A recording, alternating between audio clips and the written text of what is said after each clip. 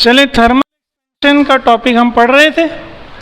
पिछले लेक्चर्स में आपसे दो क्वेश्चंस किए थे कि जो सॉलिड है उसमें एक्सपेंशन सबसे कम होती है, उसके बाद लिक्विड्स में होती है और गैसेस में सबसे ज़्यादा होती है। इसकी रीज़न क्या है? तो क्वेश्चन ये था, why solids expands the least and gases the most due to heat, या why thermal expansion of solids is the least and gases is the most.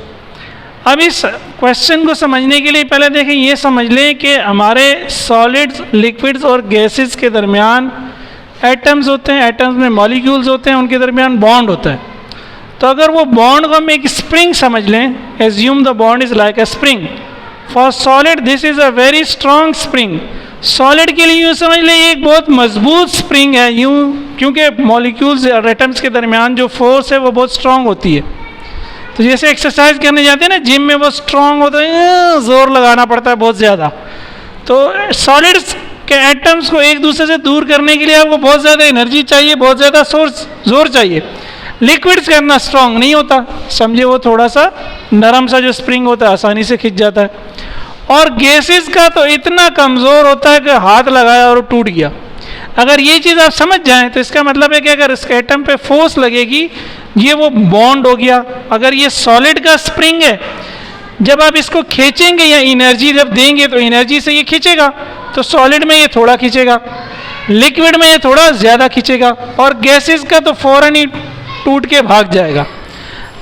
तो बॉन्ड एनर्जी जो गैसेस की है वो सबसे कम है, यानी गैसेस की कम है लिक्विड से और लिक्विड की कम है सॉलिड से।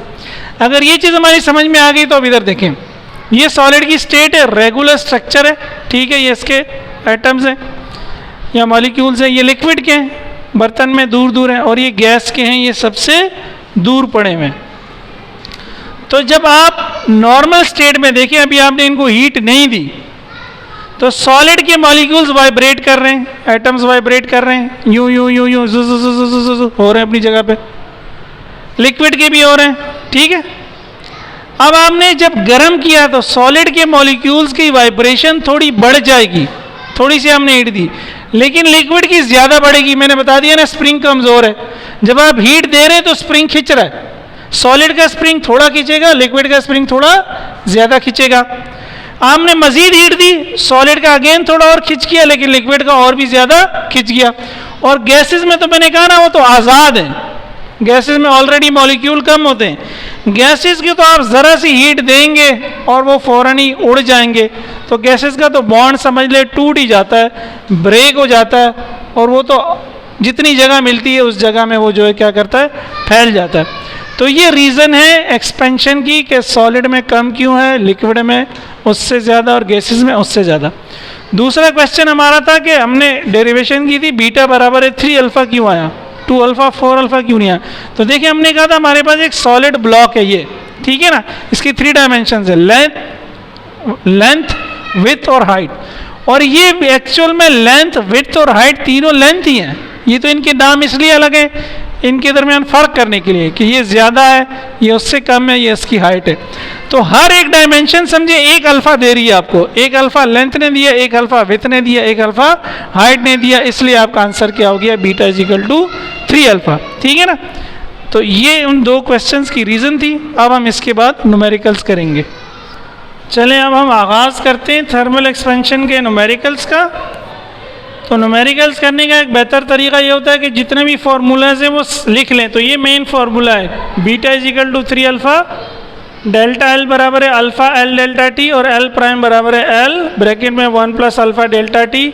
अल्फ़ा और बीटा कांस्टेंट है, coefficient of thermal expansion, coefficient of linear expansion, delta L change in length है, एल प्राइम फाइनल लेंथ है, एल इनिशियल लेंथ है। तो हमारी बुक में सबसे पहले एक प्रॉब्लम दिया हुआ है पेज 6 में, example 11.4। A steel rod has a length of 10 metre at a temperature of 25 degree centigrade. तो हमें लेंथ दे दी 10 मीटर, टेम्परेचर है 25, केल्विन में कन्वर्ट कर दिया 273 ऐड करके। What will be the increase in length, delta L को इंक्रीज इन लेंथ कहते हैं, डेल्टा जाहिर कर रहा है, तो हमें निकालना है what if the temperature is in raise to 35 degree से, टेम्परेचर आप 35 तक बढ़ा दें तो ये फाइनल हो गया। इसमें भी 273 ऐड कर दिया, केल्विन में निकाल लिया।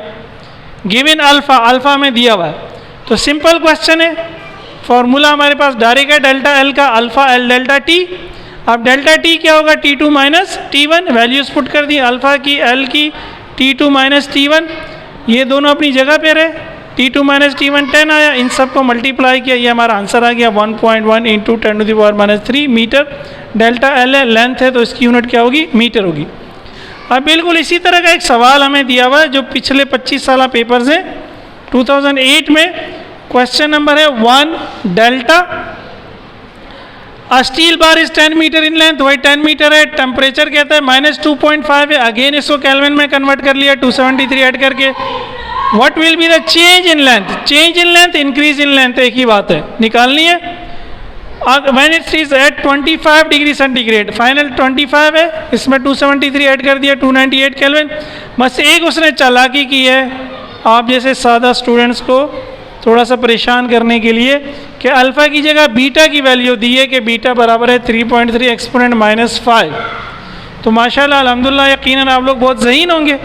अगर आपको बीटा दिया हुआ है तो हमें पता है बीटा का अल्फ़ा से रिलेशन ये beta is equal to 3 alpha, तो अल्फ़ा बराबर हो गया बीटा अपॉन 3, बीटा की वैल्यू रखी 3 से डिवाइड कर लिया, ये आ गया। अब आगे जो है यही फार्मूला लग जाएगा, डेल्टा एल बराबर है alpha L delta T, as it is ये सॉल्व हो जाएगा। इसका जो आंसर आपके पास आएगा वो आएगा 3.025 एक्सपोनेंट -3, 3.025 एक्सपोनेंट -3 मीटर कैलकुलेटर से। ठीक है ना, कैलकुलेशन आगे पीछे हो सकती है, मेथड यही है, ठीक है ना। तो ये क्वेश्चन आप इस तरह कर लीजिएगा। अब हम ये मिटा के मज़ीद सवालात करते हैं। अच्छा जी, आगे हम चलते हैं। 2 प्रॉब्लम हमने कर ली हैं, एक तीसरी प्रॉब्लम है, तीसरी और चौथी। इसको समझने के लिए हम थोड़ा सा एक कॉन्सेप्ट हमें समझना पड़ेगा कि एक्सपेंशन ऑफ अ होल। अगर आपके पास कोई ब्लॉक हो, मसलन ये जो मेरे पास डस्टर है, इसमें कोई होल हो दरमियान से, बिल्कुल ये खाली हो, बिल्कुल सुराख हो इसके आर पार, जैसे मैंने ये शो किया हुआ है, तो जब मैं इस ब्लॉक को गर्म करूँगा तो ये होल भी बड़ा हो जाएगा। अब इस होल की एक्सपेंशन को समझने के लिए हम क्या करेंगे, हम इस होल का डायमीटर लेंगे। डायमीटर क्या होता है, सर्कल के एक पॉइंट से दूसरे पॉइंट तक की लेंथ, जबकि वो सर्कल के सेंटर से गुजरे। तो जब ये सर्कल बड़ा होगा तो इसका डायमीटर भी बड़ा होगा। इसके इनिशियल डायमीटर को हम ले लेंगे इनिशियल लेंथ, और इसके फाइनल डायमीटर को हम ले लेंगे इसकी फाइनल लेंथ, और वही हम अपना लीनियर एक्सपेंशन का फॉर्मूला इस पर लगा देंगे। तो ये 2005 का पेपर है, इसमें एक क्वेश्चन आया हुआ है 1D 1 डेल्टा। क्वेश्चन है, अ ब्रास रिंग ऑफ 20 सेंटीमीटर, जो रिंग होता है, रिंग छल्ला, जो रिंग जो पहनाते हैं किस पे, शादियों पे या मंगनियों पे, 20 सेंटीमीटर उसका डाया है, इज टू बी माउंटेड, उसको माउंट करना है, लगाना है ऑन अ मेटल रॉड, एक मेटल की रॉड पर, और 20.02 सेंटीमीटर, मेटल की रॉड का जो डायमीटर है वो 20.02 सेंटीमीटर है, ठीक है, एट 20 डिग्री सेंटीग्रेड, और वो 20 डिग्री सेंटीग्रेड टेम्परेचर पर है। To what temperature should the ring be heated, ring को किस टेम्परेचर तक हल करना है। अब ये इसने आपको हल भी बता दिया। देखिए असल में प्रॉब्लम वो क्या कह रहा है, ये एक मेटल की रॉड है, इसके ऊपर रिंग वो चढ़ाना चाह रहा है, लेकिन रॉड का डायमीटर ज़्यादा है और रिंग का डायमीटर कम है। तो क्या तरीक़ाकार है, वो कह रहा है रिंग को गर्म कर दो, जब रिंग को गर्म करोगे तो रिंग फैलेगा, जब रिंग फैलेगा और जब उसका डायमीटर रॉड के डायमीटर के बराबर हो जाएगा तो वो रॉड पे चढ़ जाएगा। तो हमने करना क्या है, अभी हमारे पास रिंग है 20 डिग्री सेंटीग्रेड पर, हमने रिंग को गर्म करना है, इतना गर्म करना है कि रिंग इस टेम्परेचर तक पहुंच जाए। तो बेसिकली ये हमारे लिए इनिशियल लेंथ हो गई रिंग की, और ये हमारे लिए फाइनल लेंथ हो गई रिंग की। अगर आपको समझ में ना आ रहा हो तो जो लेंथ कम है उसको आप एल ले लें, जो लेंथ ज़्यादा है उसको आप एल प्राइम ले लें, आसान सा फार्मूला ये, ठीक है। अल्फ़ा की वैल्यू हमें गिवन है। तो देखिए अगर हमें T2 निकालना है तो हमारे जो फार्मूले में, हमारे फार्मूले में तो हमारे पास डेल्टा T है ना, तो हम डेल्टा T की मदद से T2 निकाल सकते हैं। तो इसीलिए मैंने लिखा for T2 we need delta T। Formula मैंने यही लगा दिया अभी जो पिछले न्यूमेरिकल वाला है। फ़र्क ये कि डेल्टा एल को मैंने इधर लिख दिया, अल्फ़ा डेल्टा टी को इधर लिख दिया, क्योंकि मुझे डेल्टा टी चाहिए, अल्फ़ा एल डेल्टा टी, ये दोनों जाके डिवाइड हो गए। डेल्टा एल क्या है, final length minus initial length, values put कर दी, सॉल्व कर लिया कैलकुलेटर की मदद से। तो ये जो मेरा आंसर आया डेल्टा टी, ये मेरे पास आ गया 52.63। अब डेल्टा टी होता क्या है, T2 माइनस T1, वो पुट कर दिया, T1 यहाँ जाके प्लस हो गया, इसकी वैल्यू पुट कर दी 20 और T2 आ गया 72.63 डिग्री सेंटीग्रेड। अब ये एक सवाल पैदा हो सकता है कि हमने टेम्परेचर को केल्विन में कन्वर्ट नहीं किया। वो इसलिए नहीं किया कि हमें अल्फ़ा डिग्री सेंटीग्रेड में दिया हुआ है। अगर हमें अल्फ़ा केल्विन में दिया होगा तब हम टेम्परेचर केल्विन में लेंगे, अगर अल्फ़ा सेल्सियस में दिया होगा तो हम टेम्परेचर को सेल्सियस में ही लेंगे। ठीक है, हमारे आंसर पे उससे कोई फ़र्क नहीं पड़ेगा। बिल्कुल सेम इसी तरह का प्रॉब्लम दिया हुआ है 2002 प्री इंजीनियरिंग के पेपर में 2D। ये डेटा मैंने बना दिया है, बिल्कुल सेम इसी तरह आप इसको सॉल्व कर लेंगे। ठीक है, क्वेश्चन पढ़ लें, आपकी इंशाल्लाह उम्मीद है समझ में आ जाएगा।